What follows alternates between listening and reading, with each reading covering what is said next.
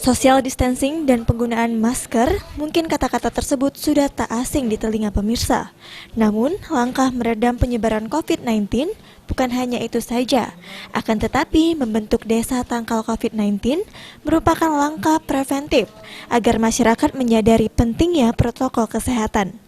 Selama pandemi, hampir semua orang dihadapi dengan kesulitan ekonomi.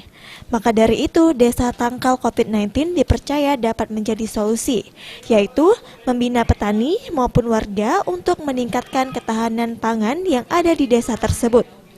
Di Prabu Muli, Desa Pangkul terpilih menjadi desa terbaik dalam antisipasi penyebaran virus corona.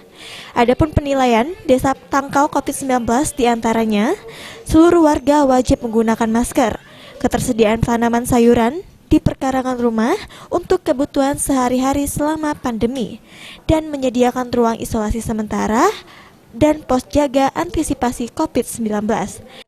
Alhamdulillah, Desa Pangkul mewakili Prabu Muli untuk penilaian dari Kapolda Sumatera Selatan dalam hal tangkal COVID ini. Tangkal COVID ini akan terus dilakukan atau bagaimana?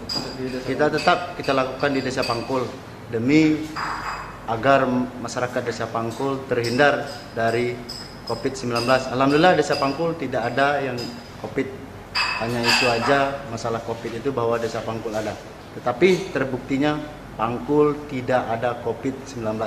Sebagai desa yang terpilih mewakili Prabu Muli untuk lomba Desa Tangkal COVID-19 se-Sumatera Selatan, Desa Pangkul sudah menyiapkan 25 hektar untuk ketahanan pangan, dan menjadi poin penting yaitu tidak ada kasus positif yang terjadi di Desa Pangkul. Beni Firdaus, PAL TV.